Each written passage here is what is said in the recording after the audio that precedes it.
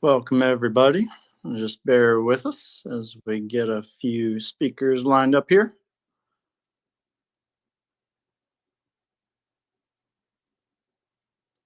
Man, you guys see all the Twitter spaces going on tonight? It must be the hot night for that. Yeah, I'm telling you. In one, a couple Bitcoiners. Mashinsky's started one.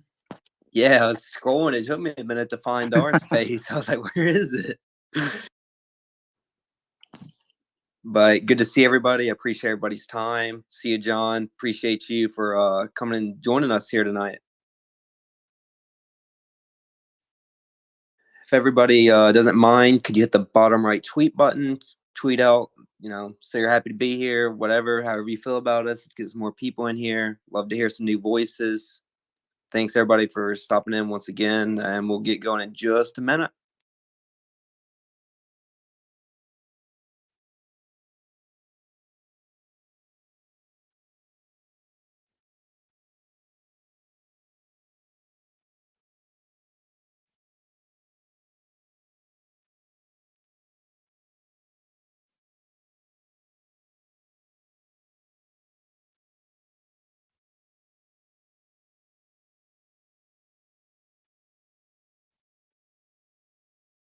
All right, we can start getting into some quick introductions while we're waiting for everybody.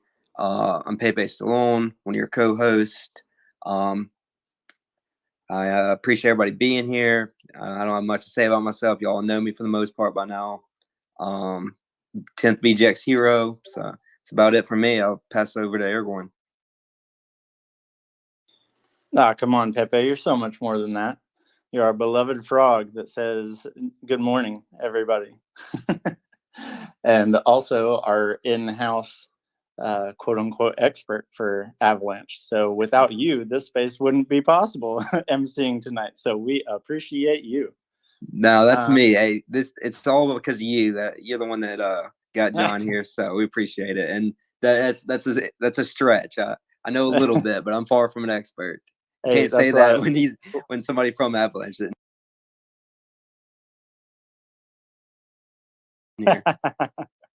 That's why I said our in-house.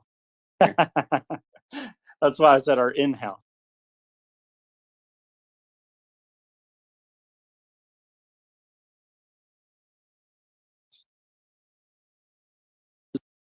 Yeah, just kind of rally the troops and just love being here. Kind of the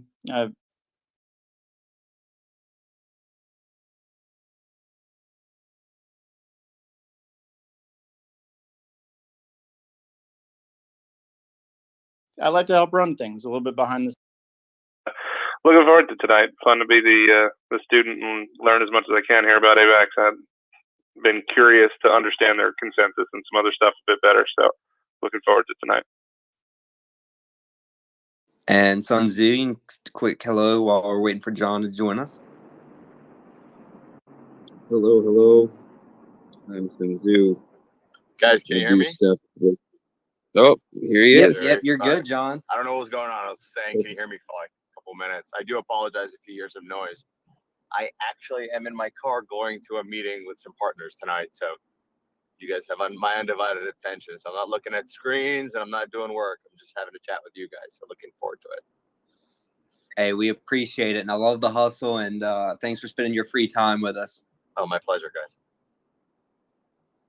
Yeah, so we can kind of hop into it. Our own VGX hero.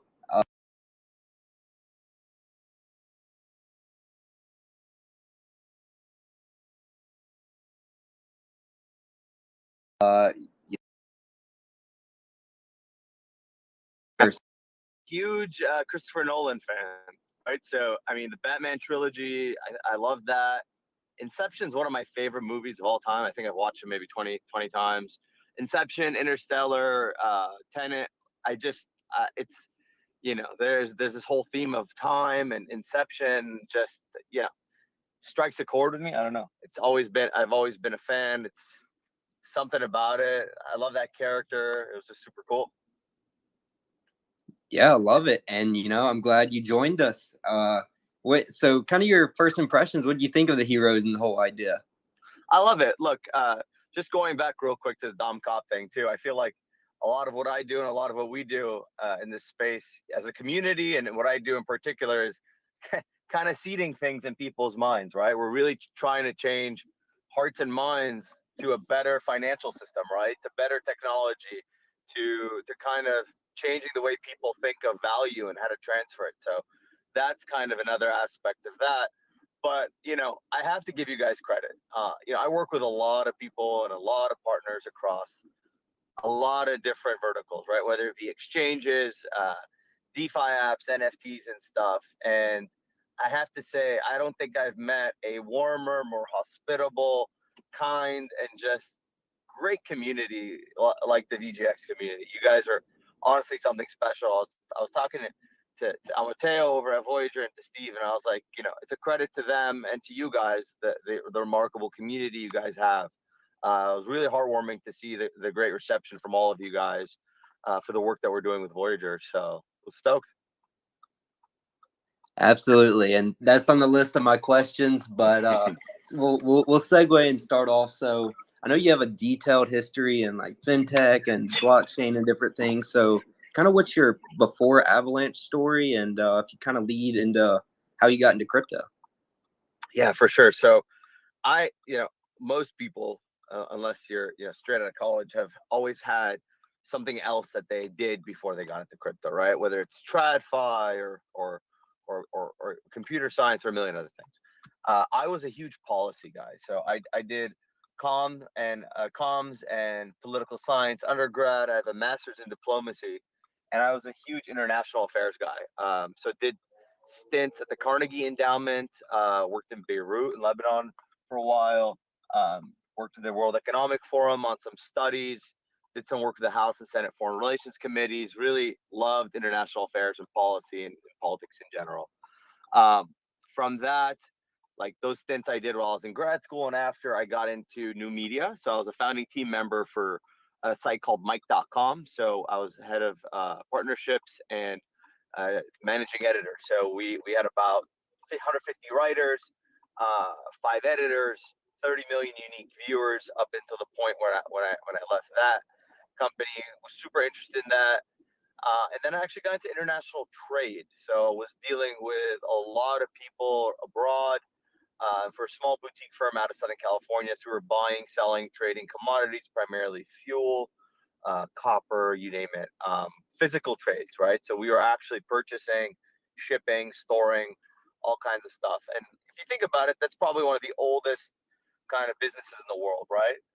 But it's still super opaque. A lot of handshake deals, a lot of political connections, inside connections, who's paying more, who's kind of got the inside scoop on what product is available. I was doing a lot of that, traveling, spending time in like Geneva, Dubai, and then we got acquired by a major Russian company. This was around the time right before, like, geopolitically, Russia started kind of being on the outs with the whole Crimea and Eastern Ukraine situation. 2015, 2016, I personally got into crypto through a friend of mine, introduced me to Bitcoin. I'm one of the typical people that bought Bitcoin before that, even wrote my seed phrase on a piece of paper and lost it. I'd be probably retired right now if I wasn't, but you know, there's plenty of stories like that. I started getting into it big time, right? So was working during the day, of course, and every moment I had was reading everything I could about Bitcoin, about crypto, leading up until kind of the ICO boom of 2017. I was at an event. I was talking about crypto and blockchain, and a friend of mine introduced me to a guy named Austin Trombley. Austin had just sold his hedge fund to Franklin Templeton and was starting a new fintech company called Token Vault. So I was the first person to join him, and we built an app. So, you know, think Voyager meets Robinhood meets PayPal. So you're able to buy, sell, and trade digital assets. You can do peer-to-peer trades of digital assets. So, you know, I could pay you in crypto. You could get paid in dollars. We would do all the conversions on the back end. Got approached by Franklin Templeton to build the first blockchain-enabled money market token. So we did that for them. And it got acquired by Franklin at the end of 2019. I stuck around for about 3-4 months. You know, major financial services company buys a small fintech things don't really move so fast, right? So we were blockchain based, but we were very fintech oriented. So really learning about all the payment rails. I did a bunch of compliance stuff. So I was head of BD and biz ops there, built out a lot of the company. And it was time to move on. So I moved on from that, had a couple great opportunities. COVID hit, took some time off. So I have 2 little kids. Didn't really take a vacation or time off when they were born. So I enjoyed some family time and jumped back in summer. Had a couple opportunities and options to take up. And then I got introduced to the team over at Ava Labs. And I was sold relatively quickly. And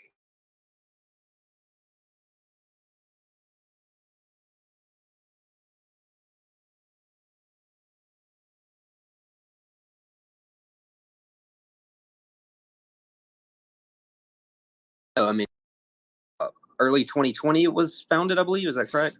yeah, so we went live on mainnet on, I believe, September 21st of 2021.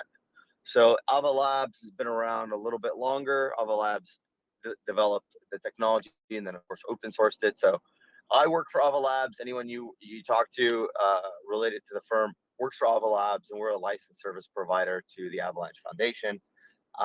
So our job and our mandate is to support the growth of the Avalanche ecosystem. Absolutely. And quick disclaimer, one of our heroes is recording this, and this will be posted Sure. live on YouTube after.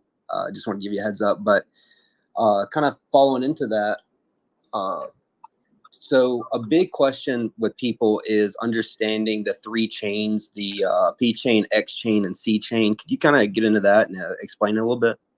Sure thing. Yeah, I mean, it's something that I've had to deal with for a long time. But I'm going to take a quick step back, and I'm going to give you guys a little bit of context here. The biggest breakthrough, right, that happened, and what we're super proud of with Avalanche is the Avalanche Consensus. So in the history of consensus protocols, you have classical consensus, been around since the 70s. That's what Visa uses, MasterCard uses, and a lot of centralized chains use, right? So that has limited validators or participants. Oftentimes, it's a closed system. So that they choose who the validators or participants are. Could be open, but could be really high. So less validators means, or whether it's Visa or a blockchain, another blockchain, that means it's scalable and it's fast, but it's not truly decentralized. Nakamoto came across 2008 with the Bitcoin white paper, introduced Nakamoto consensus, flipped the consensus on its head, made it trustless, decentralized. But the problem we've seen with proof of work is that it's not scalable, it's expensive, and it's pretty unsustainable from a environmental standpoint. Every blockchain has used one of those 2 mechanisms for consensus, one way or another, or with minor tweaks in here and there, right? They've given up on decentralization for speed and fees, or vice versa. Avalanche Consensus is only the 3rd ever consensus protocol to be created, and we argue it solves the blockchain trilemma. So it's secure, it's truly decentralized with about almost 1,200 validators right now, less than a year and a half after mainnet, and it's super fast. So we have about 4,500 transactions per second, but in reality, we have unlimited TPS.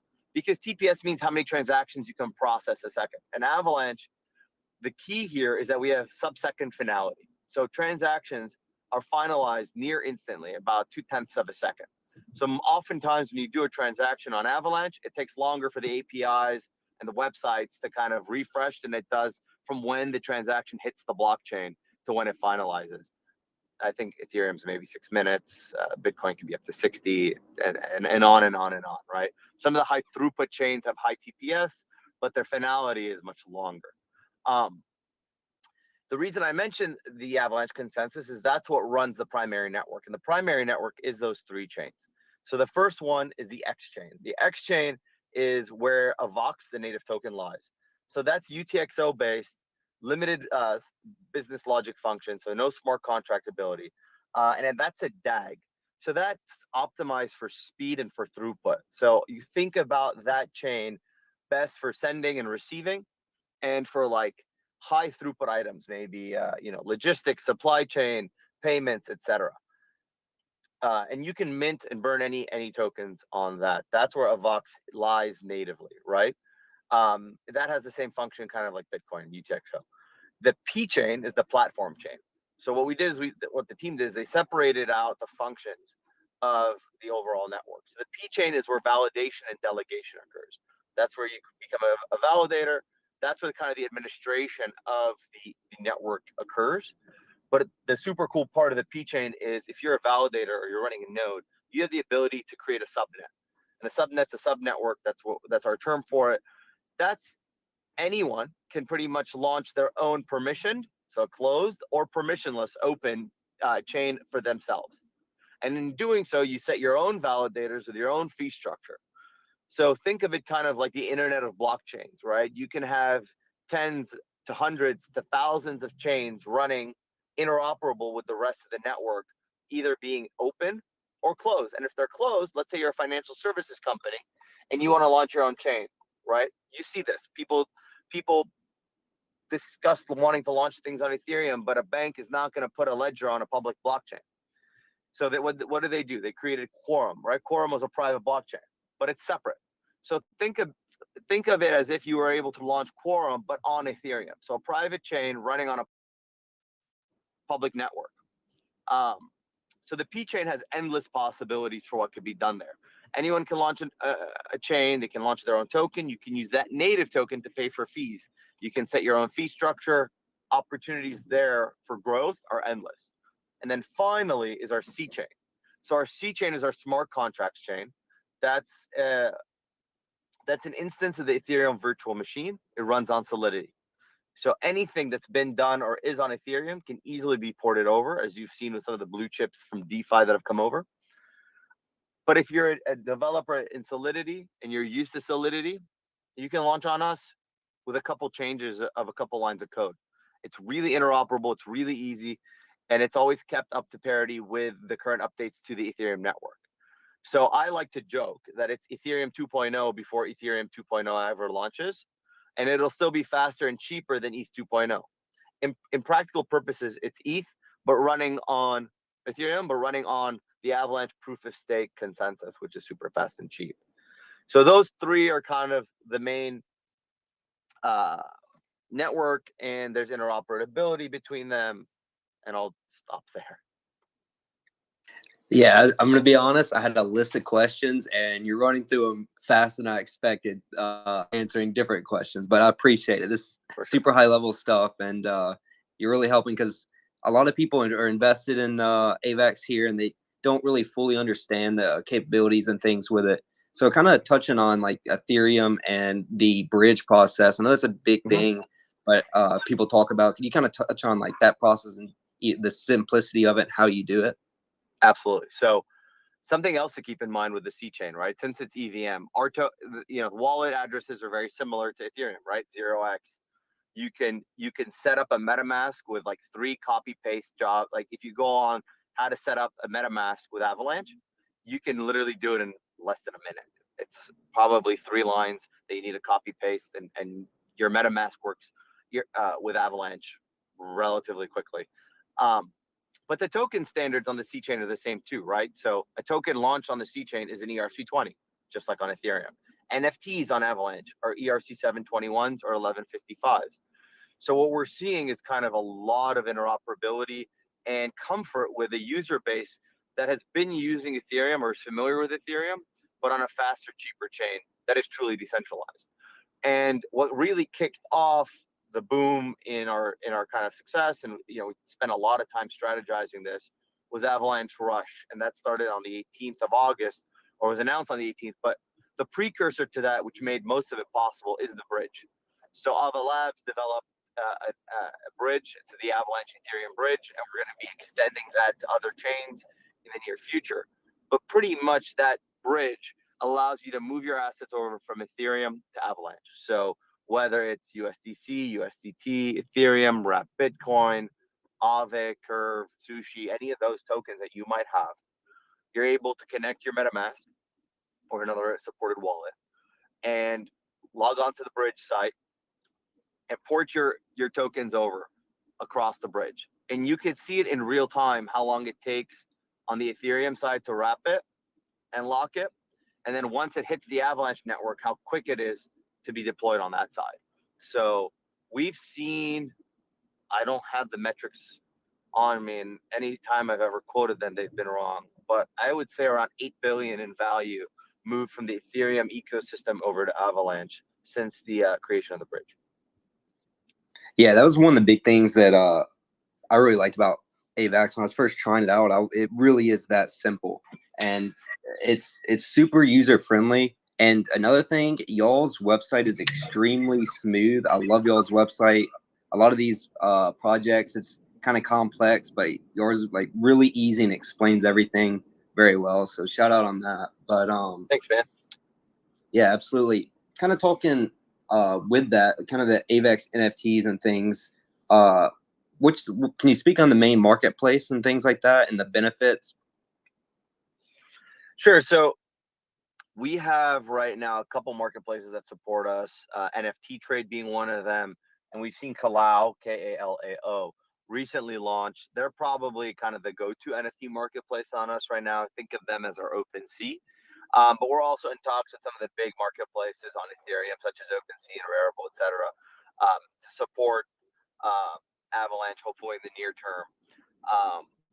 But really, what we've seen the biggest growth of is community projects with their own marketplaces, and there's been a huge growth there. Whether it's Avox Apes, Avox Avalanche Party Animals, the list is really endless. And it's a testament kind of to the community and to the creators and developers that are building really cool things on us right now. Absolutely. Yeah, and I'm a big NFT guy, so I love anything NFTs, and especially not having to pay absurd gas fees and waiting for transactions to go through or maybe not go through. So yeah, I love that aspect. So you kind of spoke on earlier about like the efficiency. Could you get on like the energy consumption, because that's a big thing about proof of work and things, and the difference that AVAX is on that? Yeah, for sure. So look, at the end of the day, what we're trying to do here is change an entire system of how value is transferred, right? And we're dealing with enough incumbent players that don't want to see us succeed, right? And especially when it comes to enterprise and Fortune 500s, et cetera, the ESG, the environmental sustainability goals are a big deal. Bitcoin is rumored to use about the same equivalent of about, I think, the entire city of Las Vegas, or as much as a small country. Ethereum uses about a third of that. We've actually commissioned a report, and it's going to be coming out public in the next week or two, maybe a little longer, from a top team, the same guys that did the Bitcoin carbon footprint paper from MIT and Technical Institute of Munich, that pretty much shows that the entirety of the Avalanche ecosystem, right? So I'm talking 1,200 validators running the entire blockchain, uses less energy than a single US block, probably around a dozen to 24 US households worth of carbon for an entire year. That's ridiculously low, right? Like, relative to Ethereum, it's like we have to use different metrics because you can't use the same metrics. There'll be way too many zeros next to Ethereum compared to us. So it's not even the same universe of efficiency. And we see that with proof of stake systems, right? And this is a very important part. Whether it's us or any of the other proof of stake chains, we are in a completely different league in terms of energy consumption and usage than the proof of work chains. And credit goes to the Bitcoin community. Love what they're doing with using renewables and everything, but it's still, a lot of energy. Ethereum is transitioning to proof of stake at some point, but the existing proof of stake chains are great. But I would argue that among the proof of stake chains in the top 50, top 100 market cap, we're at the very top, if not one of the top, in terms of sustainability and things of that nature. So we've actually offset our carbon footprint by purchasing carbon credits. Now, anybody can purchase carbon credits. ExxonMobil can purchase carbon credits. It would be extremely expensive, right? But they could. What the real benefit for us is how little we had to buy to offset our carbon footprint because of just how sustainable the network itself is. Thank you. Thank you. Winner, I see you requesting. We'll get you up in just a second. Michael, you got a question? Yeah, I had a question that kind of ties in pretty well to this. So you'd mentioned before too about running nodes or validators, and you just touched on that. There's 1,200 across the network. What are the semantics of actually running a node or validator on AVAX nodes? I mean, what's the total block size? What's the minimum equipment required to run? Is it something that people are actually able to run in a self-sovereign way, or is it something that's AWS or some type of back solution? So it varies, right? I suggest everyone go to avox.network. You can get a full readout of the exact tech specs. When we first launched the network, you could have run a validator on a Raspberry Pi. With the complete uptick in transactions and the volume, though that isn't as functional anymore. So there is a higher technology requirement. With the stake chains, it's relatively simple. I think you could run in that costs a couple $100 or less than $1,000. The barrier of entry though is that you need to have 2,000 Avox to be a validator, and that right now is close to about 180 grand worth of Avox.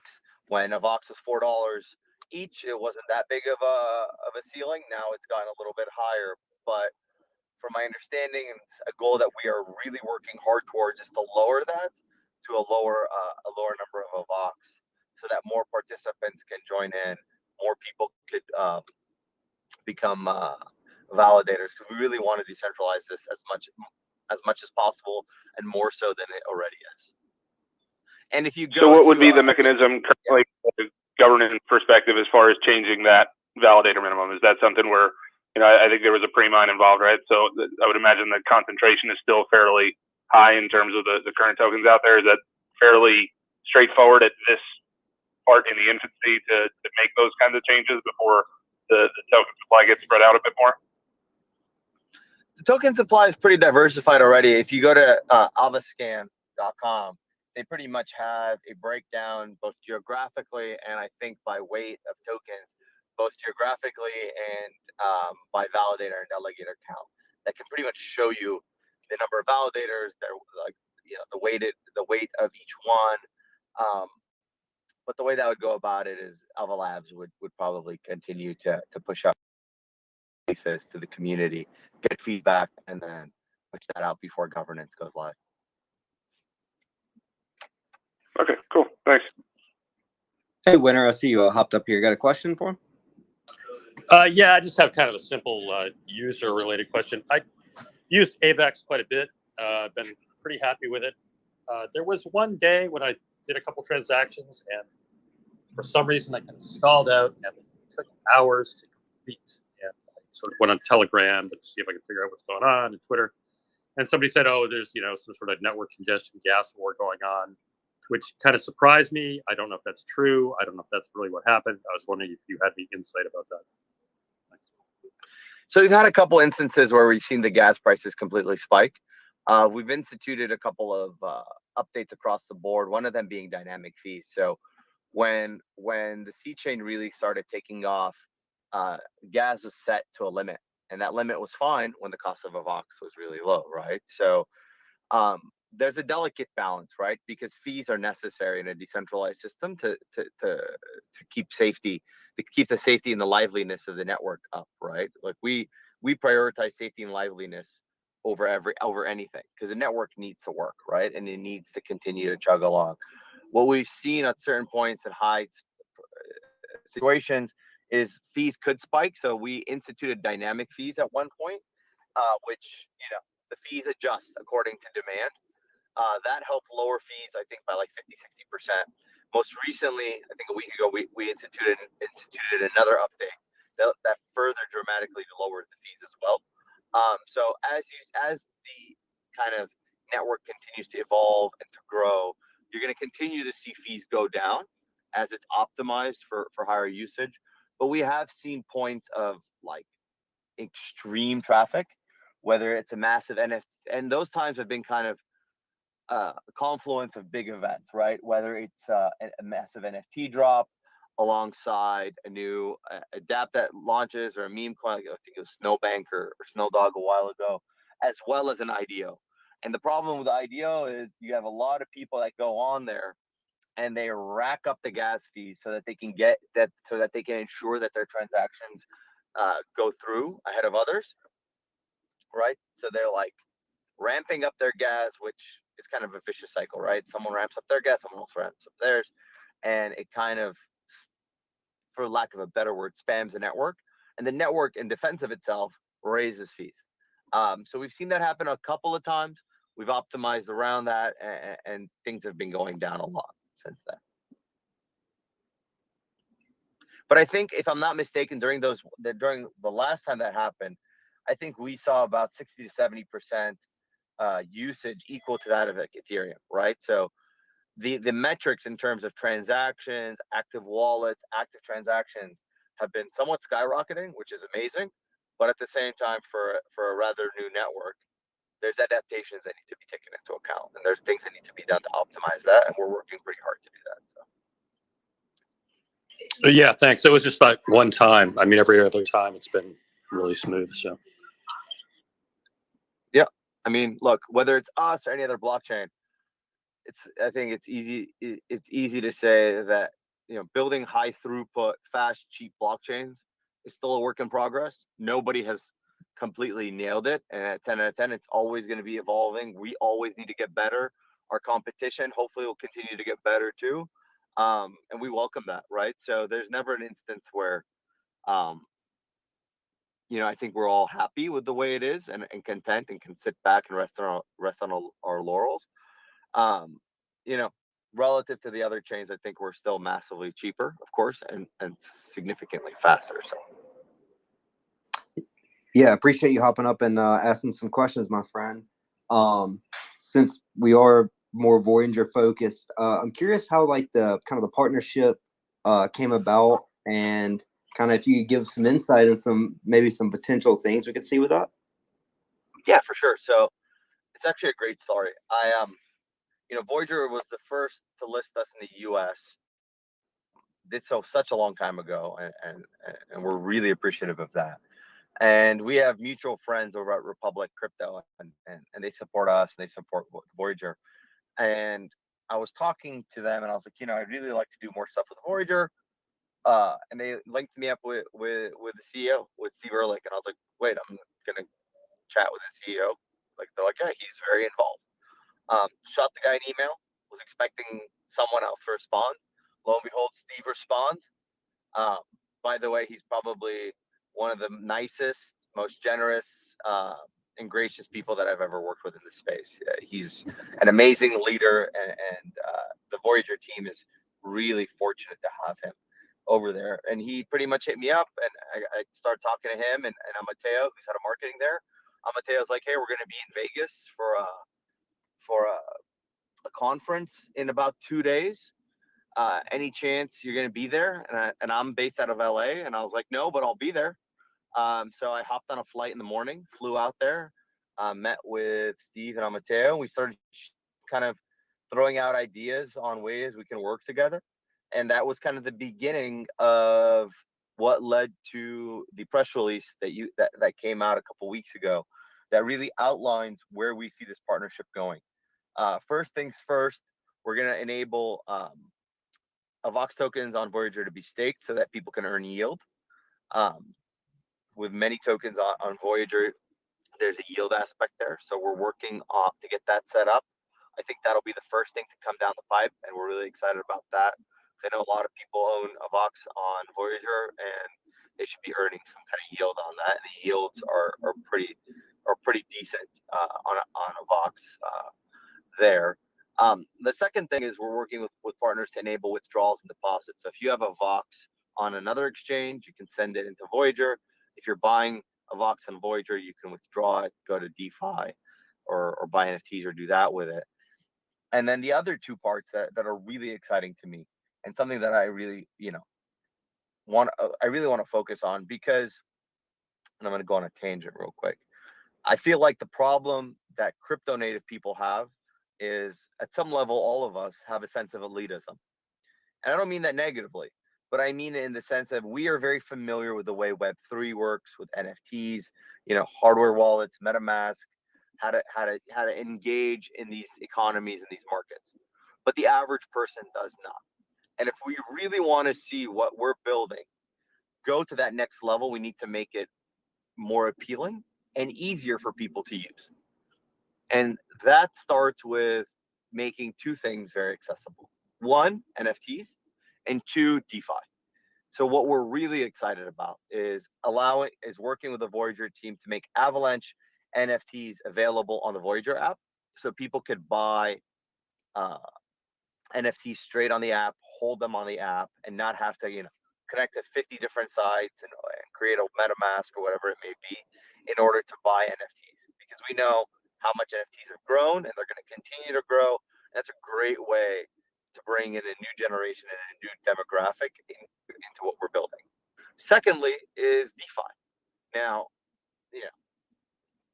DeFi has untapped potential in terms of innovation, but it's also not very easy to the average person, right? So if we can enable what I like to call like one-click DeFi, right?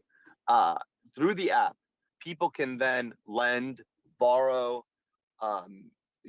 through kind of, reputable, well-known, well-audited DeFi applications through the app. That would be that would be great, right? So imagine you can potentially buy synthetic or take a longer short position, or borrow or lend your Avox or whatever else that's on Avalanche in order to kind of engage in DeFi. It's a great way to get people into the space who otherwise the learning curve would take them some time, right? So we're building bridges to retail usage, retail adoption, in the same way that Voyager has done for so many people, right? Voyager's success it's a great app because it's easy to use. It's intuitive, it has great user experience, right? And a great user interface. It doesn't overcomplicate a lot of things that other crypto exchanges or brokers or whatever do. And also just kind of, it's more fintechy, right? It's made to be used by as many people as possible. So that's kind of where we see this going, and where we're really hoping to expand kind of adoption of Avalanche products and Avalanche assets, but as well expand the use cases on the Voyager app. So a personal question. So the big reason I love DeFi is stake pools. Do you see any opportunity that stake pools potentially could come to Voyager? Do I not? I mean, so the way we're looking at it and the way we would need to do this is, of course, we need to pick kind of protocols that are established, that are decentralized, that have been audited, that are safe, and that are compliant, right? So we're working through that. It's, of course, going to take some time in order to identify and then integrate those options. But I don't see why not. If there's credible parties out there that do such, then yeah. Love to hear that. That got me really excited. But yeah, I'm gonna open it up. If anybody has any questions, feel free to request. I'm gonna get you up here and let you ask some questions. But I want to touch on like token supply, current and future, and what role the burn plays in that. So Avox is a hard capped asset. There will only ever be 720 million Avox, period. 360 million were created at TGE. The other 360 million are going to be used for staking rewards for I don't know how many years, right? And so there was a private sale, and then a public sale, and then the foundation has an allotment, and of course, et cetera, et cetera. Those are all on a kind of unlocking curve that happens quarterly. The largest unlocks happen the first 3, 6, 9, 12 months. We just had another one happen, I think, last week on the 3rd. It was relatively smaller. So I think there's a 10-year unlocking mechanism for the whole 360 million to be unlocked. And then that 360, of course, will continue to grow with staking. But I believe, based on current metrics, we're at about 225 million total circulating supply, give or take. All right. Yeah. So something else. So all fees on Avalanche are burned. So anything that's used on the C chain, on the X chain, that's burned, that reduces supply. And we've seen a lot of usage lately, right? So the amount of circulating of Vox has been declining relatively based on the kind of consumption of the network. All right, thank you so much. I have one last question, and then I'll let anybody else that has anything. Just a quick. Actually, the reason I downloaded the Voyager app was to buy AVAX. So it's super cool to have you on here. And I went on to join this great community and I was the 10th hero. So I greatly appreciate you. My last question is, last thing about Voyager. Do you see lending coming, or what kind of hurdle is that? So that's part of what we're hoping to do with DeFi, right?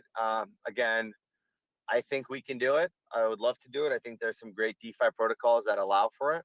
At the end of the day, it comes down to compliance. I think you've seen whether it's BlockFi or Celsius or any of the guys that are doing lending, they've been getting into some issues with regulators recently. I don't know. I don't think there's an issue on the decentralized side. So anything DeFi related with lending, because it's not a central party that's taking your asset and lending it for you and paying you a reward for it. Voyager can do it. Voyager is a licensed, compliant platform. On the DeFi side, I think we're aiming to work to get to that point. So that's a hopeful place that we'd like to be at. All right, I appreciate it. Aragorn, we're going to get to you, and then we'll move on to everybody that's requesting. Just hang tight. We'll get to you in just a bit. Hey, yeah, I was just curious to hear you elaborate, not necessarily to give airtime if you don't want, but probably your two closest competitors in the crypto space and what kind of sets you apart.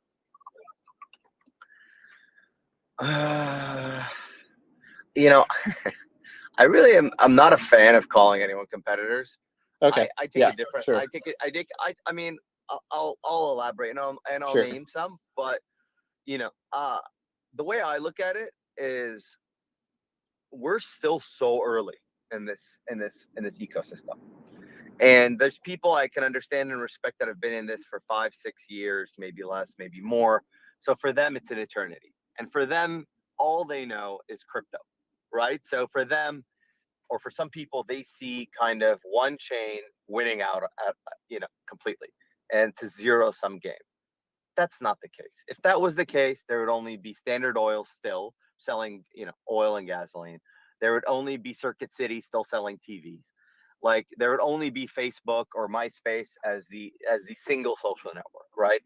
That's not the way I or anyone I think who's rational sees it. And I am very much anti-maxi. I think you've seen, depending on other chains, some of the maxis come out and they start to bash other chains, and it's, I think, a testament to, again, how early we are, because we're all over here. We're still so infinitely small relative to how big this industry can get, and we're arguing and fighting over crumbs when there's an entire kitchen and buffet of opportunity ahead of us, right? There's TradFi, there's the banks, there's the media companies, there's a million things that we can kind of disintermediate and disrupt and really decentralize and bring value directly to people and eliminate middlemen and eliminate rent seekers. And some people can't see that future and they're more preoccupied with the present. And when they do that, right, they focus on my chain's better, my chain's this, my chain's that. And then you see it also in crypto Twitter, and you see it in crypto media when they call us or others ETH killers or potential ETH killers. I hate that. I think it's a narrative that's purposely created to create tribalism, to create division, because that creates more tweets, more talking, more eyeballs, more engagement, and that's all that these platforms care about, right? I don't think anyone's trying to be an ETH killer. If anything, I think we're an ETH supporter, right? We're a complement to Ethereum. If we weren't so bullish on Ethereum and what it's done for this industry, we wouldn't have chosen the EVM to be our smart contracts platform. Having said that, we believe that it is the prominent smart contracts platform. right? It has the largest developer base. It has the largest community. There's a reason that was chosen. So if you tell me who our competitors are, I mean, I think we're trying to be a faster, cheaper Ethereum, but I don't see ourselves as a competitor to that. I think we're in this group of quote unquote third generation blockchains. I won't call them competitors. I'll call them, friends in this league that we're in, whether it's Solana or Algorand or Terra.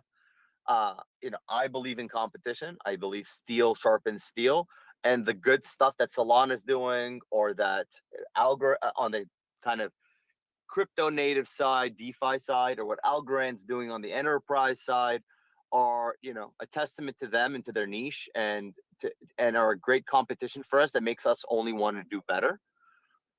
Where I think we're different is that we have a foot in both worlds, because ultimately the innovation happening in DeFi and in Web3 is great, but it needs to be a magnet to bring the incumbents along, right? It can't exist in a vacuum. It can't exist in this world that we only live in. We need to bring everyone into it. On the flip side, there's a lot of guys that are focusing on the enterprise side only. Great, but they move slow, and unless there's innovation forcing them to change and grow, they're not going to adapt. And I think Avalanche has that benefit with a foot in both worlds. We have a thriving DeFi ecosystem. We have a growing NFT ecosystem. We have a foot in enterprise. Recently, we announced that we're strategic partners with Deloitte, and they've built a U.S. government program on Avalanche, right? So I feel like you have to have a foot in both worlds. I feel like we do that the best, or we've done that the best, and are continuing to work on that. But our doors are always open to work with fellow blockchains and competitors to really bring value to people and really unlock the potential of the industry. Awesome. I intentionally asked it open-ended to take it however you wish. So thank you for elaborating. For sure. NFT Einstein, you hopped up here. You got a question for my friend? Yeah, can you guys hear me? Yeah, you're good. All right, cool. I'm actually on a 7-day Twitter ban, so I wasn't sure if I'm going to be allowed to talk. But welcome back, man. Yeah, thank you. Shout out Island Boys, first of all.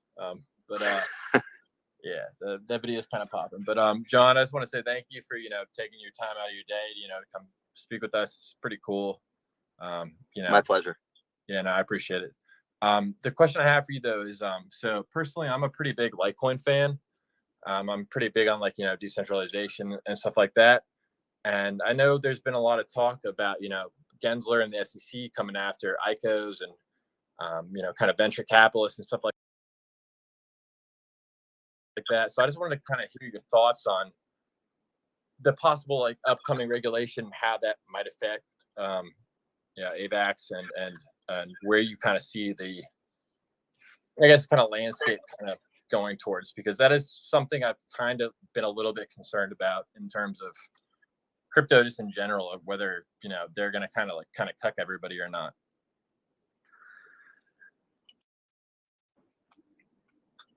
I hold the contrary opinion to a lot of crypto native people, but I'm super bullish on regulation and I welcome it, because I think a lot of innovation is happening, but a lot more innovation, a lot more adoption, a lot more money will come into this space once there is some sort of regulation, right? You have a lot of players, whether it's funds or hedge funds or pension funds or whoever it may be, that have billions, if not trillions of dollars, who are not going to deploy any of that capital and are not going to touch this technology until they know it's safe to do so. And they will only know it's safe to do so when regulation comes. Typical of the government, they take their time to figure this stuff out. The concern I have is that if and when they do regulate, that they overregulate. But that's why we have great organizations like the Blockchain Association and the Digital Chamber, the Chamber of Digital Assets, and many others, kind of fighting that good fight in DC. And key figures like today, you saw Brian Brooks, former CEO of Binance US and controller of the OCC. You saw SBF on the Hill. You saw others out there really answering questions and fighting for this industry in order to have a seat at the table. We as an industry want a seat at the table. We welcome a seat at the table. And it's kind of incumbent on the lawmakers to listen, right? I think you saw with the whole, I forgot which one it was. It was one of the bills, maybe for the infrastructure or something else, where they're going to limit wallets and do a whole bunch of stuff. And we're not a small group anymore. This is not a little fringe industry. We're a multi-billion-dollar, couple trillion-dollar industry. So we one, have enough value to make an impact, and two, we have one of the most outspoken and strong communities of any industry. So the backlash that they've gotten has kind of woken them up that they need to take us seriously. And we hope they do, and we want to work with them. So I don't know if that really answers your question. Is regulation going to come? Yeah. What it's going to look like, I don't think anybody knows. The benefit, at least in the US, is we'll have an idea of what it looks like because these bills will be drafted ahead of time. And I think it's incumbent on all of us, if and when that happens, if it's not supportive of the industry, to make our voices known, right? So to call your congressman, your senator, etc., and really kind of speak up for what we think needs to happen. No, I really appreciate that response. I guess my question or follow-up would be, let's say like, Gensler and the SEC come out, they label you as, ICOs and everything. And let's say they're really harsh. Do you think that the United States itself is, obviously it's the world's largest economy. I mean, we can call China, I don't really count China, to be honest. They suck. But do you think the United States in itself is enough to really lay down the hammer? In my opinion, I think whatever the United States does, the European Union will probably follow them. And we're obviously seeing India as well, and they got over 1 billion people. They're 3 times the size of the United States just in population. They're already kind of being assholes about it. Is there some worry just at the bottom of your kind of heart where you're just kind of like, damn, I really hope this is not the case? Because I mean, personally, I'm 100% in crypto. I have literally my entire net worth in crypto, and even myself, I'm kind of scared, to be honest, like deep down, like that these people are not going to let us just just completely overhaul the system. Like there's some part of me that says I'm in a dream world, So worst case scenario, they can drop a massive hammer, right? And if they do, the rest of the world at some level or another will follow suit, because the US has the global reserve currency, the dollar, and the global banking system is built on SWIFT, and that's how money is exchanged between banks. So no one's going to want to be on the wrong side of the US there. The good news is we will know if and when that's going to happen, and we can work to change that. That's the benefit of being in the States, is that we have our voice matters and it can be heard, and we can make it heard. The other good news is even if they try and drop the hammer, they can't shut this thing down, right? Like, what are they going to do? Turn off the internet? Like, there's no way, right? So you have to keep that in mind too. There's no way to turn it all off. They can technically criminalize it, and for me, I'm not saying I'm the best citizen in the world, but I don't want to go to jail or anything, so I'm gonna abide by the generic laws. I'm not saying I ain't gonna skate shit because fuck the government, but at the same time, I'm not gonna be a degenerate. I sell Red Hat open source software, so I'm a salesperson. So I technically work for the government. Late, right? I sell to I sell to the military, so I'm not gonna fuck with them. So if they say hey, you can't use fucking crypto, there's another route I can do other than go to war, or I can say, damn, they really screwed us over. So as a venture capitalist like yourself, what is your fallback plan? I don't think we're ever going to get there. I think I think this industry has grown up. There's adults at the table. It's not a bunch of people trying to flip the table over. This is where I got super into this space with Token Vault, was because we did a security token offering. When we launched our token, it was for equity in our firm, and we registered with the SEC, and we did it the right way. And that was an allure to me at the height of the ICO boom, when people were just doing all kinds of crazy things that anyone who knew kind of the regulations that existed for securities knew that this wasn't going to fly. But this industry is too big. I mean, I'm just I'm not being an optimist. I'm being a pragmatist here. The industry is too big. They're not going to shut it down. They can put some rules that are common sense. At the end of the day, the government is not going to kill a multi-trillion-dollar industry. Let's be frank. What they are going to do is make sure that they're getting their piece, right? So people should be reporting to the best of their ability. People should be, using token tax or coin tracker, or whatever it is, right? At the end of the day, you're making money just like you would with a job or anything else. You report that, you pay taxes. I think that's the real key. If this is just my personal opinion, I think that's the real key. Is the government cares more about people reporting, people paying their taxes, and them getting their tax revenue from it. They're not going to stifle innovation. They would be so stupid to do so. If anything, kudos to China for showing us how to not do something, right? They shut it all down. And what did it do? All the Bitcoin hashing came to the US, right? So innovation is going to go where innovation can thrive. The US has always been a hub of innovation. I think that could be, again, I hope that there's common sense things to do. China cares more about control right now than they do about money. They have money. They're going to keep having more money. But what they need to retain is their control. And with crypto and Bitcoin and everything else, in my opinion, they were losing control. They had no control. If you're familiar, China has capital restrictions, capital flight. So you can only take a certain amount of money out of China a year. Well, if people have the ability to convert that to Bitcoin and move it out, well, who's going to stop them, right? So I think that's what that play was. And I think that serves as a really good warning to the US and to others of what not to do. So actually, when people are like, oh, China went and did all this crazy stuff, what are they thinking? I mean, I think I was bullish about it, because it just showed how resilient this industry is, how resilient this market is, and how not to stifle innovation, right? So that's just my 2 cents. Yeah, I appreciate and thanks NFT Einstein for the question, but we need to be respectful of John's time. So Toe Jam, if you get a quick question.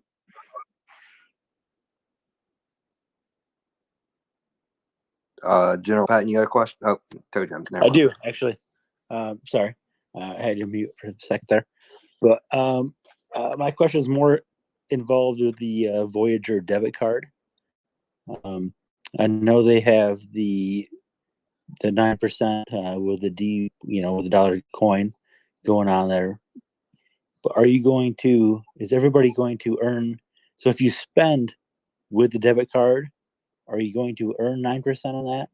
Or is that only on what you have still in the Voyager app? Here, we can kind of touch on that after. Yeah. Yeah, we can touch on that when John needs to go. That's more of a VGX Voyager question. General Patton, right? You have a question? Yeah, I have a question. So John, thanks for being on here. So you've got Avalanche, the company, and then AVAX, the token. Am I correct in saying that? So you have Ava Labs, the company. Okay. You have Avalanche. Avalanche is the blockchain, and Okay. that's open source. That's on its own. And then AVAX or AVAX is the token. So how does the company make money? I mean, these tokens can be extremely valuable. And in the future we might see $1 trillion token, like an AVAX or a Solana.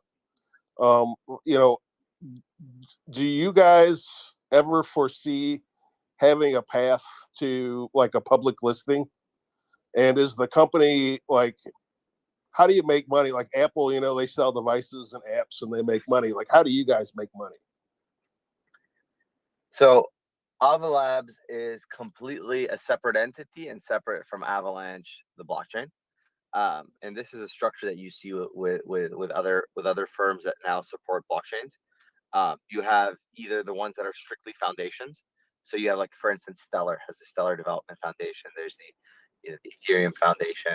Those guys got part of the initial tokens, and they use that to kind of fund their operations. Ava Labs is a for-profit company, So we're a licensed service provider to Avalanche and the foundation.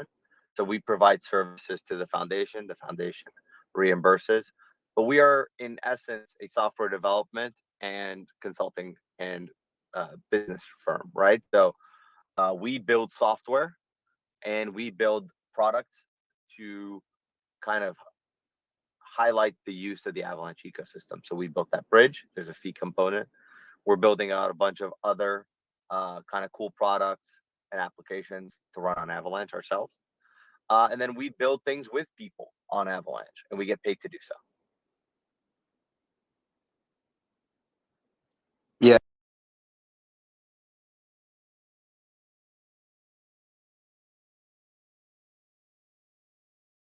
And I know we can.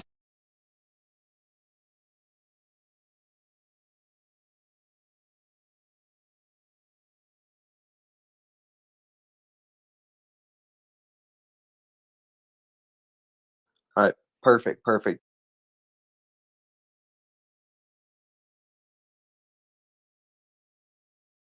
We're hosting a in town and would love to meet some of the heroes. Whatever, it's an open invite. We can send you a DM later. Whereabouts?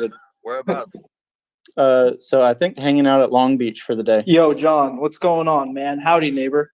We're in downtown Long Beach on the 11th, this Saturday. Actually, Space Ghost is going coast to coast, coming from the East Coast.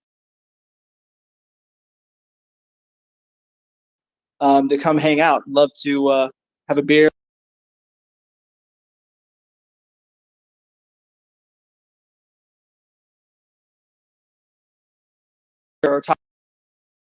I have to check time. If I can make it down there, I'd love to come see you guys. And if not, we'll make it happen another time for sure. Yeah, man, I'm going to try and make it a ritual, have periodic Southern California meetups. I'm going to be there all day and all night. So whoever wants to show up, just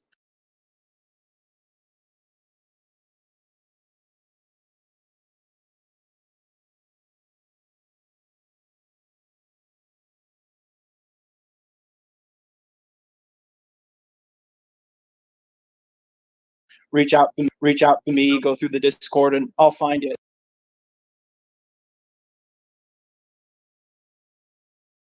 Hear how your community functions and what's going on there.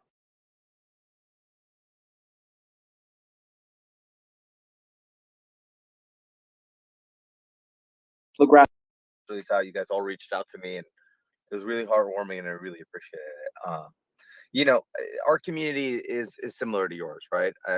We started off with some amazing technology, and we've gone to where we have in such a short period of time. I think due in part thanks to our great community, right? They've been super supportive, super innovative. We've had amazing community members create products like Trader Joe, which is an amazing DEX. You know, Avox Apes and Avalanche Party Animals are great NFTs. You know, Pangolins and DEX on us. The guys over at Banky. So, you know, it's people saw the technology and its capability, and they believed in us from day one, and they've been building on us. And you know, we're super welcoming. I think when you know the question regarding competition, that's how I see it, and I think that's how the community sees it. We're kind of all in this together. You know, we're better together than we are if we're fighting. And the Avalanche people see it that way, and I think you know that's the kind of community that we're proud to be a part of, and we're proud to have, and you know that's what we want to promote. At the end of the day, whether it's our chain or another chain, or you know our token or any other token, you know all of our mutual success is kind of tied together. And if last week showed anything, when something shits the bed, everything kind of goes down together, right? So we all want to make this kind of industry and ecosystem grow. We can do it the best way if we do it together, and you know be supportive of each other. So I really appreciate you guys having me on today, and for the invite and for the warm reception. It means a lot. I couldn't agree more, man. And with that being said, I think our communities are totally in sync in that regard. We're trying to build as many bridges, so to speak, between these different communities. So feel free to shout out the Heroes Hangout in Long Beach to everybody in your community as well. There's some AVAX people in, you know, LA, Southern California. I think we have some people coming up from San Diego. Feel free to reach out to me or any of the other VGX heroes, and let's just hang out, grassroots style. Nothing big, just chill, tell stories, make some friends.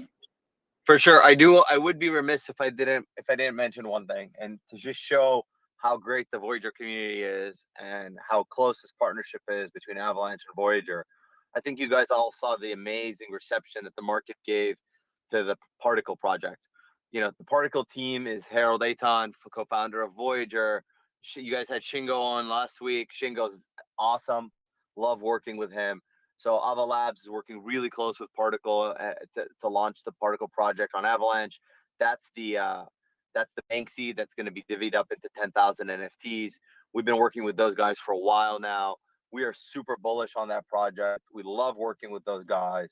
They're an amazing team. We're so proud that they chose to do it on Avalanche and for us to work with them. So, shout out to them and a plug for getting on their whitelist for that sale, because that's going to be a really big project. I have really high hopes for that, of course, and I'm sure it's going to kill it with the Banksy and all the other fine art that they're going to do, right? Bringing kind of real world solutions utilizing blockchain. Can we get a round of 100s for John? Guys, this is awesome. We appreciate having you on, man. Seriously, round of 100s, hundies all around. Come on, let's see it. So we have Thanks, we have a saying in the community: "Sa, strength and honor."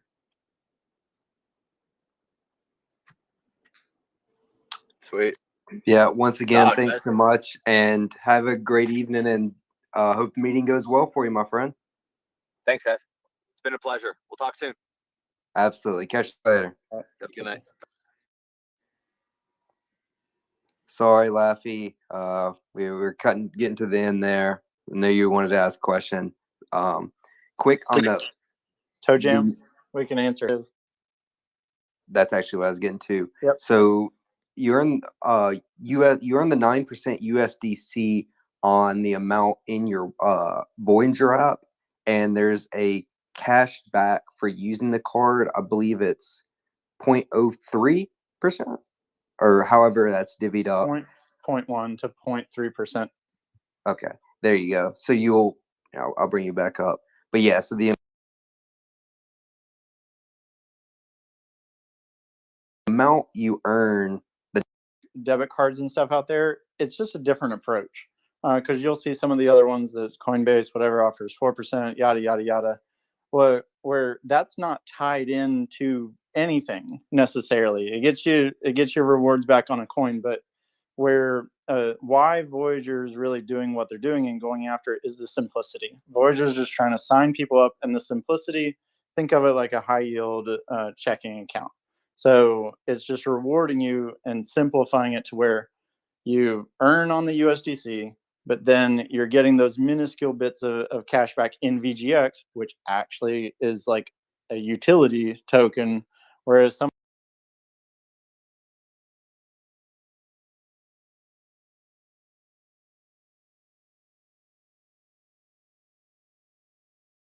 of the other what kind of market niche the Voyager debit card falls into. that answer your question, Jojo?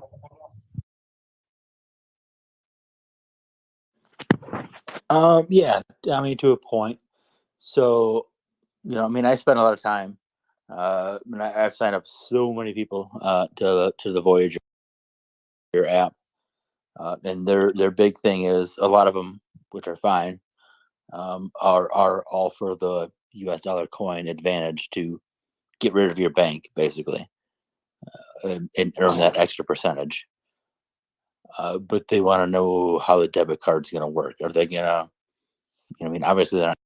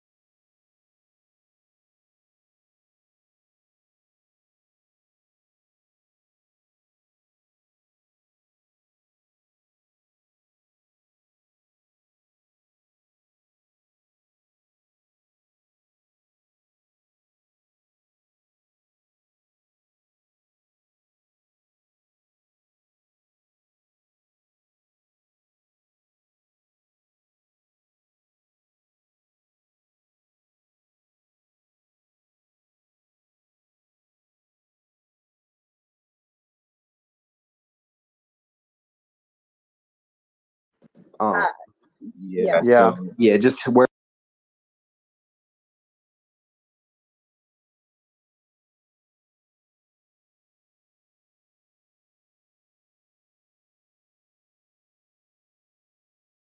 Whoever accepts MasterCard, then whoever accepts Master.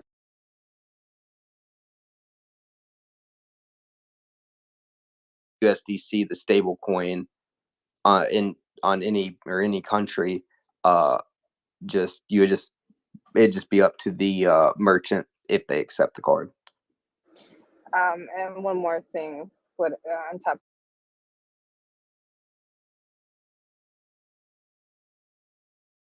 of my question, trying to clarify, do like a Bitcoin accessible ATM with the debit card, or are we just strictly working off of US fiat?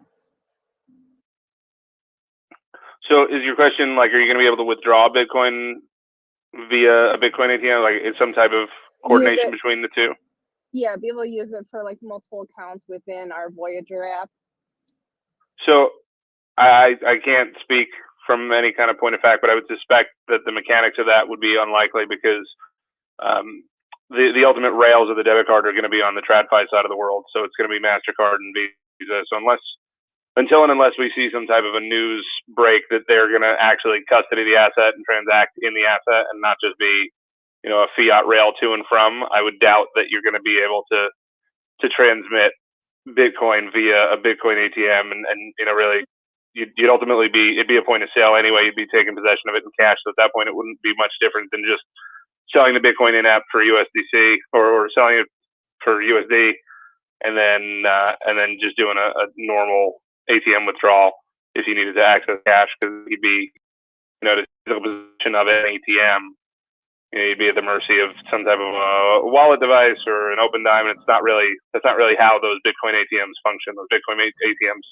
really are to go the other direction and end up with like a paper wallet with Bitcoin on it. I understand that. Thank you. The conversion rate though for general like paper cash versus USDC, would we have a conversion rate if we were using it anywhere that's MasterCard's accepted but still has to convert over, or is it just converts USDC to USA or USD? Well, I think Voyager and most of the big exchanges or brokerages out there tend to give you a one-to-one peg, even if technically under the hood the ERC token still has some type of kind of micro variation to it and a little bit of tiny volatility, at the maybe thousandth place or hundredth place of the decimal. But Voyager pegs it one-to-one when you buy or sell it. I would imagine that'll be consistent even when you use it through the debit card. Thank you for answering all my horrible questions. No, not at all. We love anybody coming up asking any question. There's really no. Yeah. I guarantee you, if you had the question, somebody else had the question. That's kind of the point of these whole things. So there's definitely nobody should be intimidated to come up here and ask any kind of questions. We're here for everything. Yeah, and if it gets quiet, I'm going to start throwing mics at people and just see who catches them, so you can start talking and asking us questions. Well, we're kind of at a good point to kind of segue into. So we're coming up on the holiday season, so we're thinking about taking a break the weeks of December 22nd and 29 for holidays, and coming up on the new year, we're thinking, we love hearing from all y'all and getting y'all's questions, and we still want to do that, but kind of moving this space to more of a deeper educational. So looking to, have some maybe specific topics, because one thing we want to get into is we think the Bitcoin Standard, the book, is a fantastic book. So, potentially kind of discussing a chapter of it a week and then getting into maybe more detailed topic specific ideas. So we're hitting some deeper level stuff instead of kind of spitballing and going back and forth. So we'd love some feedback on kind of what y'all want to see from us or what y'all think of that idea. Because we're here for y'all. We plan and kind of get all these ideas and stuff, trying to do our best to get good spaces and good content for y'all. But now that we've been doing this for a little while, we want to kind of move to a deeper and start hitting on some more higher level topics.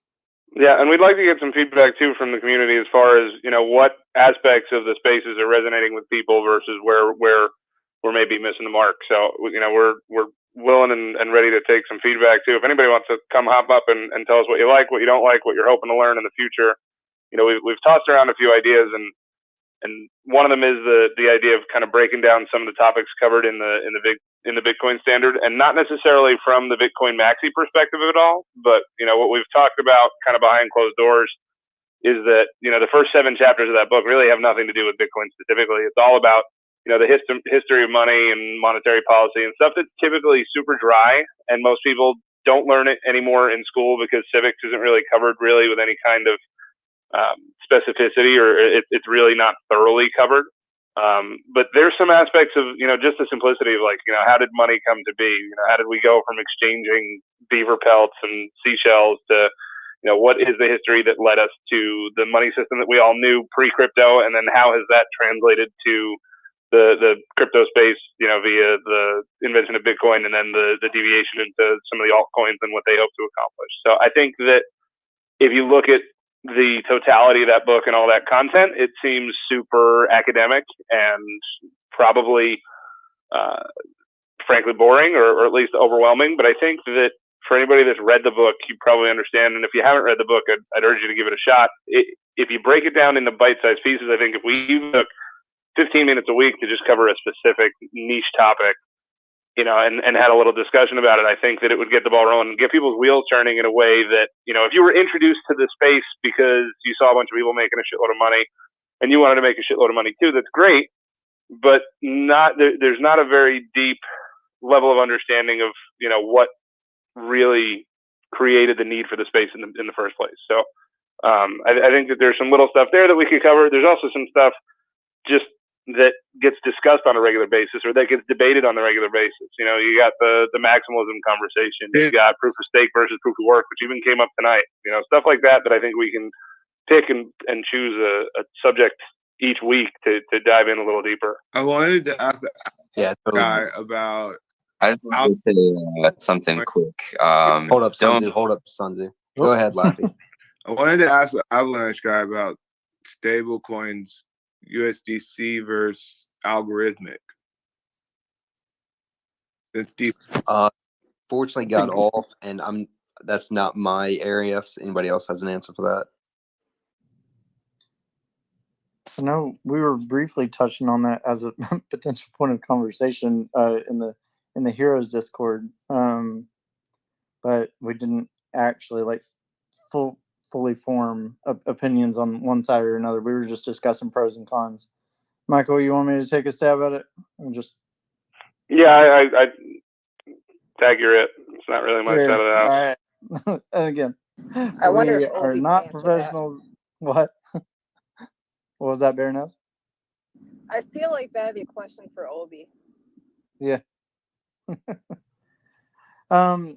Okay, pros and cons. You know, let's refer to USDC or something as more of like a centralized token, more or less, and then all the others are more, of course, on the DeFi route. So, pros and cons with each. You know, the pro about something like USDC is you at least know who you're working with a little bit more. The creators of USDC are CoinBase and Circle. Of course, CoinBase is publicly traded. Circle is filing to, and they're also filing to become like a fully insured bank, something along those lines. Is basically just more stringency on their fully reserved bank. Basically, that they have to own more percentages, assets under management, and they can't just fake paper money behind it. So those are some pros. Some cons behind it is that basically more power lies in fewer hands, and hence more centralized. So if it were to come under scrutiny by the SEC, whatever, it would be easier to paint a big target on it, and possibly just by apprehension around it might scare investors away because it's more likely to draw headlines. So that's what I see kind of on the USDC.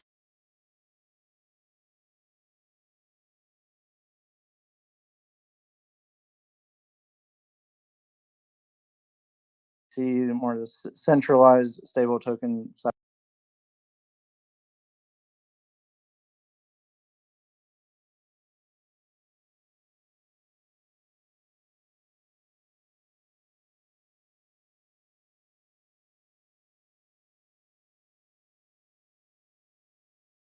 of things.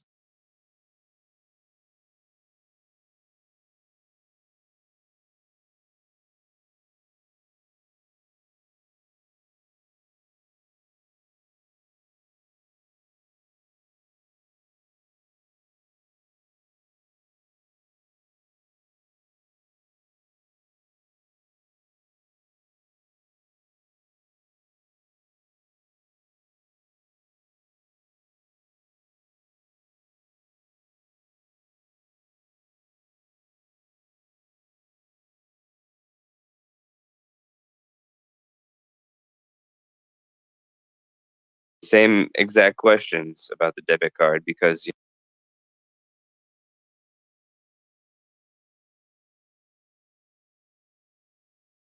there's and to you and anyone else that wants to come up and ask something, definitely don't feel like your questions are not good because they're gonna help somebody. So Laffy here. Actually it's Pirate. Hey Pirate. Hey friends. So I think the algorithmic stablecoin is quite beautiful in the sense that you don't need a backing of a centralized organization. And I think that's what part of centralized finance is missing, is that fact that we don't need someone to be there all the time overwatching us. So it's interesting to hear the different viewpoints. And I know a lot of you guys hate me. Laffy here. Ha ha ha. But it's an interesting topic because I listened to the whole 4-hour house meeting today, and I thought it was the most productive thing we could have had for crypto as in general. So it's something that I want to, hone on is if companies aren't willing to adopt and change, and I don't know if Voyager owns part of Circle, I think they do, but where are we going as an industry to make this world better and not be another bank? Hey, Floki, I love you. I appreciate some stuff here. Obi, do you have an answer for it? Yeah, I think Aragorn picked up on the centralized situation in terms of there has to be physical dollars custodied somewhere backing the issuance of the digital currency or stablecoin. The difference with algorithmic stablecoins, such as any of the Terra stablecoins, which aren't just limited to UST, there's many different denominations and currencies around the world. But how that works is essentially you have an anchor asset such as Luna and the collateral provision for the network, so that if you want to mint a stable coin, you have to burn the equivalent value of the anchor asset. So it's an elastic relationship between Terra being Latin for land, and then Luna being Latin for moon. So as you mint Terra stablecoins, equivalent dollars of the moon asset Luna is burnt, and vice versa. If people are lowering the amount of stablecoins in circulation, then Luna is minted. So I find that so beautiful in the sense that Bitcoin is beautiful, that there is an underlying reserve. In Bitcoin, it's electricity, it's man hours, it's computing power. In Luna, it's a delegated proof of stake where you're not only staking transactions all the way to Chai app, which has 60 million users, but you also have this UST growing. And I know I hear a lot of stuff about regulations nowadays, but UST doesn't have to be USD. It could be US gold, it could be stable to whatever the community chooses. But at the end of the day, what I think Do Kwon did was create not only the Federal Reserve that's owned by the people. Now, whether, is it at some point, does it get centralized? Yes or no is my big question, overarching. And at the end of the day, do we see true decentralization taking over? So yeah, the first stablecoin actually minted on the Luna or the Terra network was actually SDT, which is basically an IMF stable basket of assets. In my mind, yeah. And the first real world usage was actually the Korean won, which is the KRT stablecoin, which interacts with the Chai mobile app of payments, which is basically a much smaller fee way of transmitting dollars, much like a PayPal, but it's in Korea and in that particular area of the world. There's also Mongolian ones and others, but it's not limited to. It's just math, right? It's decentralized. It can't be regulated because it's code and it's math, and you can't regulate that. So I'm not worried about that aspect. It's a decentralized network. There isn't anybody in charge of it, and there's really no way of them stopping it. Yeah, I like to. I'm a marketing guy, study market trends, and just I like to look at things a bit more from the psychological perspective of all of it. So when I think of do we head towards these decentralized algorithmic stablecoins and stuff? I think we'll get there. We'll get there for sure.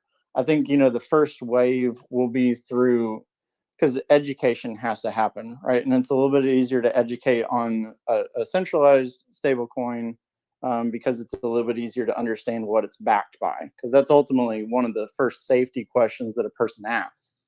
And if it's code, or which may be all fair, and I think we'll get there, the novice person, I think, is going to have trouble jumping that far initially. So that's where I think we're still a couple of years out. It doesn't take away from the product whatsoever.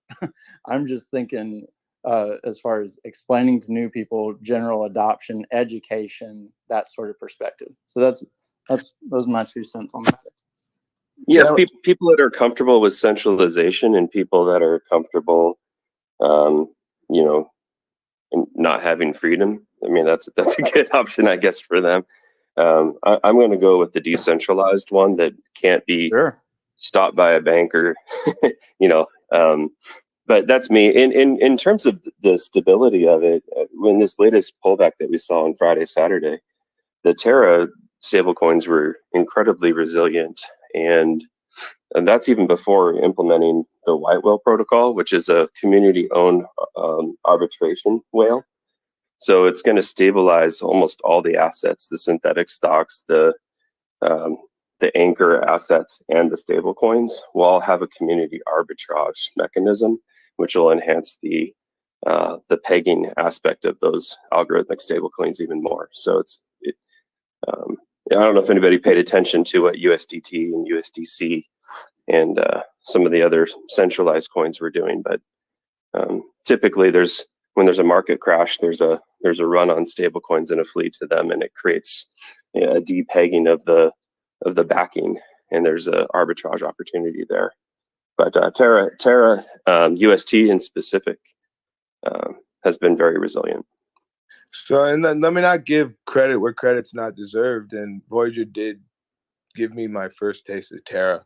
So, I mean, bravo, right? And 2 comments. 1, I wish they would do more low cap coins. Conversation for a different time, because Obi-Wan, you're well educated in this market, and I want people to be more educated. So when I get them on Voyager, or if I get them on the on-ramp, whatever that might be, CoinBase, maybe Alice one day, I want to see people utilize and not just concede to, I'm making 5%, I'm making 10%, but I want them to go out and get the best that they deserve. And I just want to see that more out of, I don't know if centralized companies can, but I want to see that more out of companies catering to their clients more than other aspects of that journey. One thing that I find particularly interesting, since we're on this topic, is Prime Trust is now custodying UST, and Alice Finance that you just mentioned, which is backed by Arrington Capital and Do Kwon, amongst other prominent VCs, is coming out with a solution that will utilize the 20% fixed yield on Anchor, and also provide a middle debit card. Same as Orion or Orion, excuse me, and I'm a heavy investor in them as well. Yeah, it's a little bit different than that. Orion is a protocol that exchanges stable coins in the Ethereum space and converts them over to UST, where Alice Finance is actually more of a neobank. So it's actually more in the traditional finance space of having a bank account and routing number, but using a good UI front end of it that allows you to on and off ramp from your bank while still getting that awesome 20% fixed yield savings. So what I'd like to see happen is more liquidity and people come into crypto. One of the things that we're going to need on Voyager is partnerships like what we were experiencing with the Avalanche team earlier tonight, and then hopefully pulling in Doe, where Steve and the team are able to utilize some of those DeFi aspects to help generate additional yield, and beyond just the staking or the rehypothecating, because that 9 to 10.5% rate, which is mostly done through lending right now, is going to be at risk in the future. That's not completely true. It's done through bonded assets that are grabbing yield from proof of stake. So the 20% is based off of people taking out loans against their bonded assets. So as that bonded asset... No, time out. I'm talking about the USDC rate on Voyager. Apologize. Okay. Yeah. So what I'm saying is that as more people get into crypto space and there's more dollars available for cheaper rates, those institutions that are paying Voyager right now that allow us to have the 9% to 10.5% rate, as there's more dollars out there available for loan at lower rates, the yield would naturally come down. So what we need to see is additional ways of earning revenue so that they can continue to pay out the existing rates that they have. And Steve's well aware of this, right? They are looking into payments through the Coinify purchase. They are doing staking with Blockdaemon. Eventually there will be loans and interest. So there are other avenues to continue to get that paid out, and they're thinking ahead, which speaks to the leadership of the team at Voyager. I'm just saying that so let me ask you a hard-hitting eventually question. It won't be stable. Let me hit you with one hard-hitting question, and I'll shut up because I know a lot of people want me to get off. But do you think Blockdaemon is responsible for a lot of, with the Cosmos system, Luna, Atom, all the way over to Polkadot? Is that why we can't transfer off those assets because Voyager's staking to give those returns monthly? Or is there really regulation behind it? Because I can get W Luna on Coinbase. It's a combination. So Blockdaemon is a partner of a lot of people that are looking to provide staking services to their clients. It's also a pretty prominent validator amongst most proof of stake networks. You'll find them on a plethora of proof of stake networks. There's also anti-money laundering laws that Voyager and any centralized institution has to abide by. So they have to basically, before they can spin up a Terra node and transfer something, they have to be able to, stand up at a court of law and say, to the best of our knowledge, this isn't being used for any illicit purposes.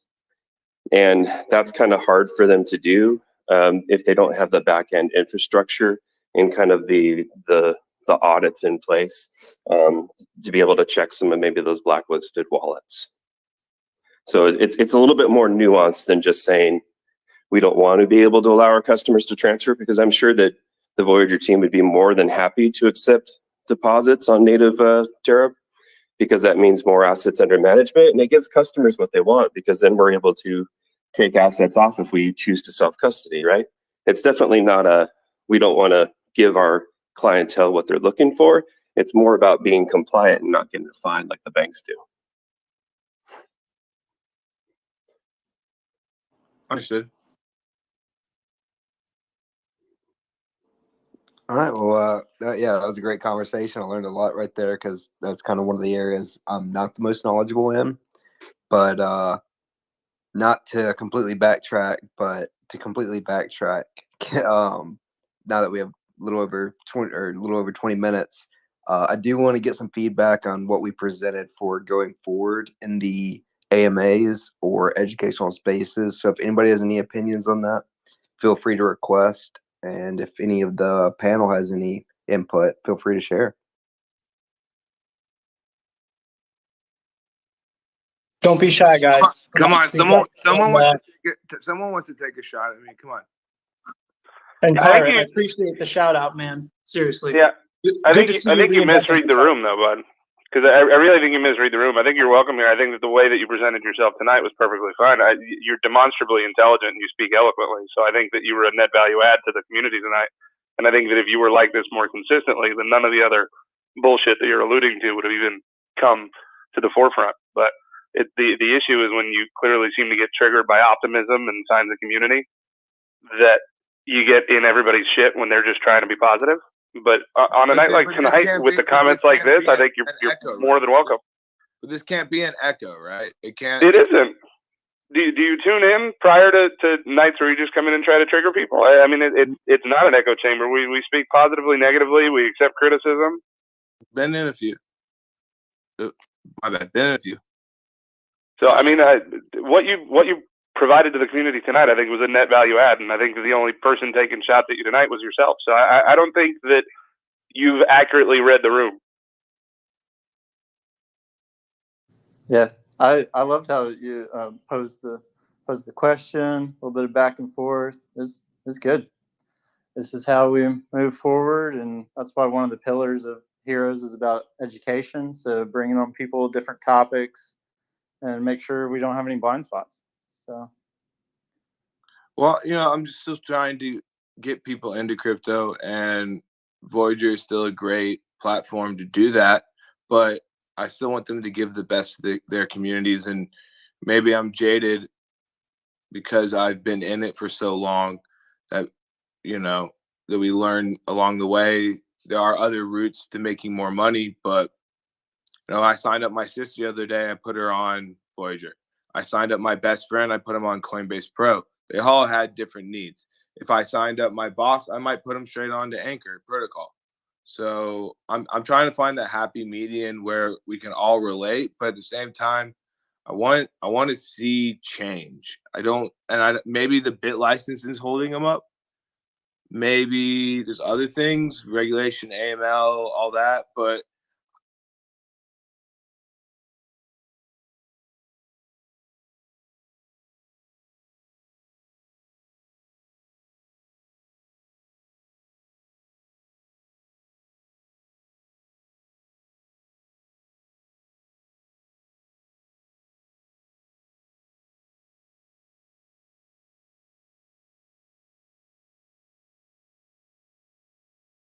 they listed Luna first.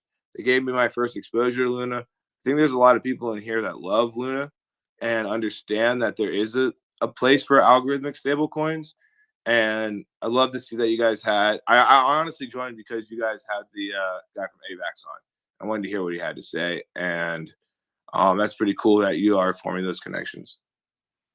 Yeah, and I would encourage you to go back through the archive and kind of see the content that's covered in these things on Wednesday nights. I mean, we've been doing these every week, whether it was from before Voyager started to pump again, when Voyager was back sub $1.50 or sub $1.75, and morale was not terribly high, and a lot of these sessions turned into just very cathartic but very real accounts of where we were at the time and how many people maybe over anticipated how quickly things were going to pump and where they were going to pump to. And a lot of people learned a lot along the way about how to do their own research and which sources to trust and who to just blindly believe when they post open mouth thumbnail of VGX going to a certain price.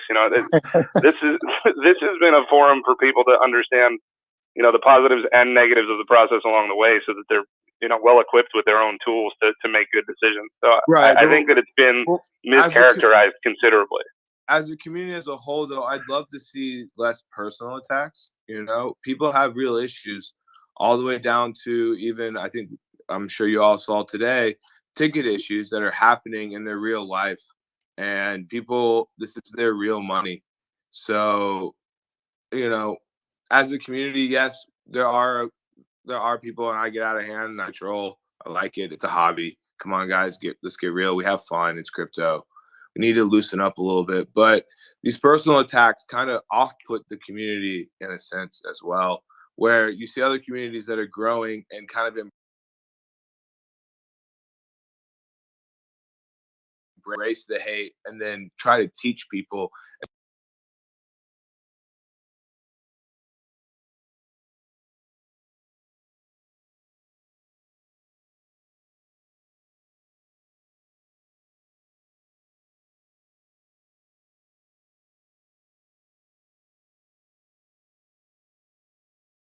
And that's kind of up to you.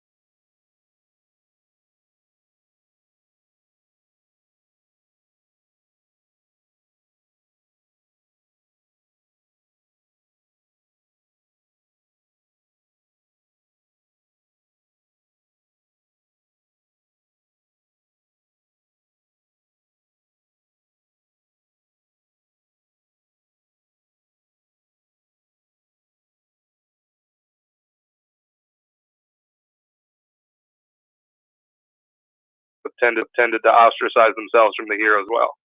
So we're not this monolithic group that all just kind of mouth breathe and chant the same thing to each other. If you take a look at the evolution of the group, I think that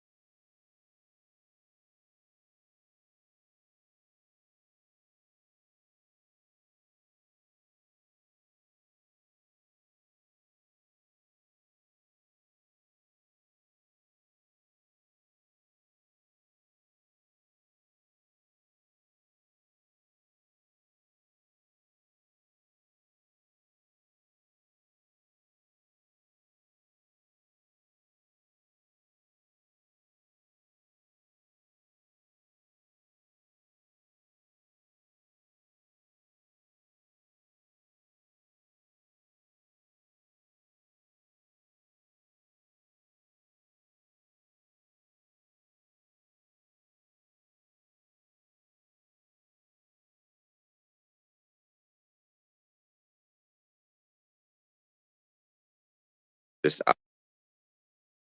I was like, all right, well, how can I know that you guys aren't going to do that kind of thing again? So it's one thing I can definitely relate to. But here's the thing. I just re-downloaded crypto.com because they allow native Luna transfers. So you gotta, so it's that whole cycle. Is it worth it in the moment kind of thing? And that's just an internal battle in any corporation / protocol / crypto. Obi-Wan, you've had your hand up for a while there. What you got? Yeah. Yeah, thanks, guys. I just wanted to kind of point out that, we are all so early in this adoption curve. Less than 3% of the global population participates in crypto, number one. And those that are willing to venture outside their comfort zone into the DeFi space is probably less than 10% of that 3%. What Voyager is trying to solve is making crypto simple for the normal person who's used to a bank that's been, bent over by the banks their whole lives. And what they're trying to do is bring people in and educate them. And there's a lot of value in that. And there's a lot of value in a company that has a token and an advertising budget and being able to get that word out. It does a great service to the entire community. And there's a lot of people that when we onboard them, that's going to be their first step. It's always my go-to recommendation for an easy to use system where people can get money on and off. And if they want to venture into the higher rates available in DeFi, I'm happy to help them along that journey.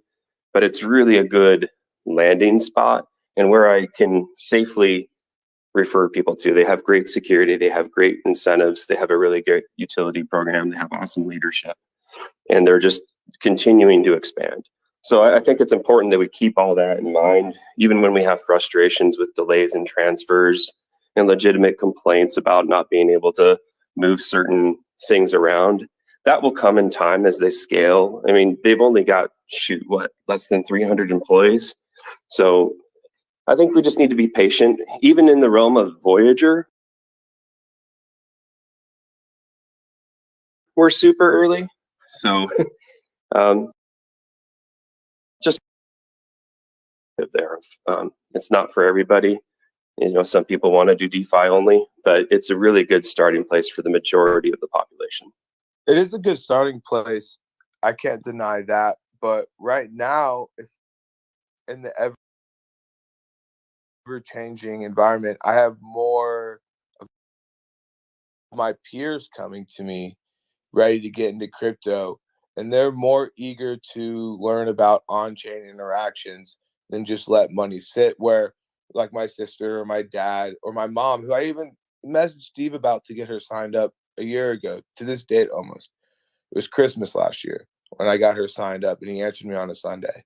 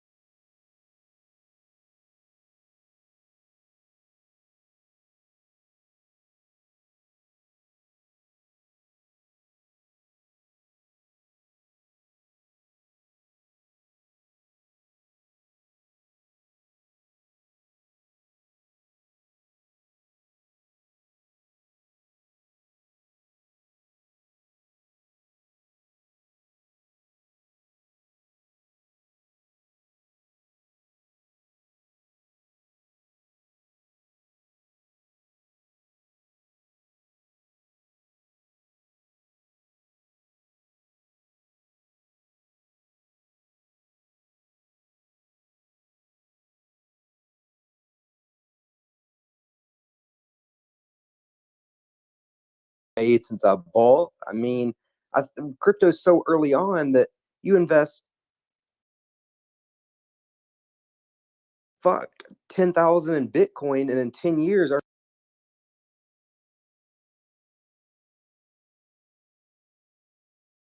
you can't compare VGX to Bitcoin.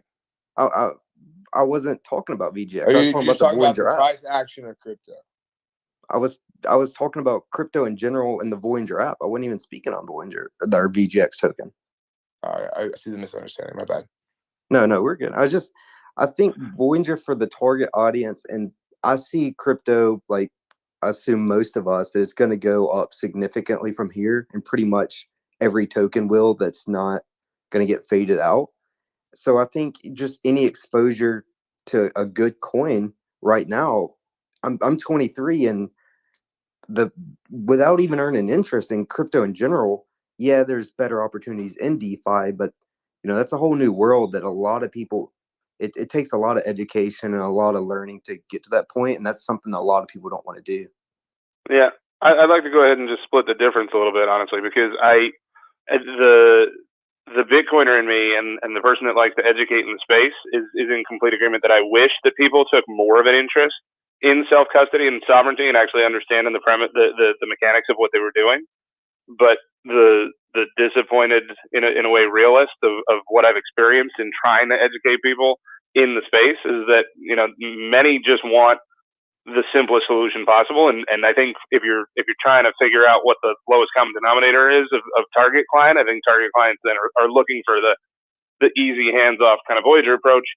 And I think that gives the most appeal to the widest audience. I think their largest total addressable market is going to be in that space of people that want it to be turnkey and easy. And if you're in our Discord, you'll see we have frequent conversations, even about something as simple as StormX, pulling it off platform to put it into a staking opportunity to get 10% back and increase your StormX cash rewards. And I don't feel like that's really friendly fire, because Simon and Steve get along well. The two companies are kind of copacetic and mirror each other in some ways and work together pretty well. So I don't think that they really take it personally if you pull assets off platforms. Voyager is the recommended way for people to buy the token in general, but there's so much pushback even just for people to pull to MetaMask to easily, within 30 seconds, click 3 things and stake for 10% yield instead of 2%. So one thing, and I want BitGo to go, but you're talking two centralized companies working together. Where I find it intriguing, Voyager even got the AVAX partnership, and I want them to get a Luna partnership if there even is a possibility, or at least work into that system. That's more what I was getting at.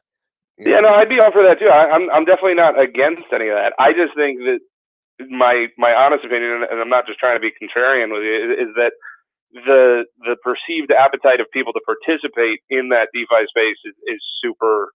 That Venn diagram doesn't have a shitload of overlap with their current customer base or with their remaining total addressable market. Well, that's the market that's asking me about crypto now, I guess. I've referred my mom, I've referred my dad, I've referred my other friends. But now who's the person that's going to really engage and learn and actually put 25% of their paycheck every 2 weeks in? Go ahead, Bigo.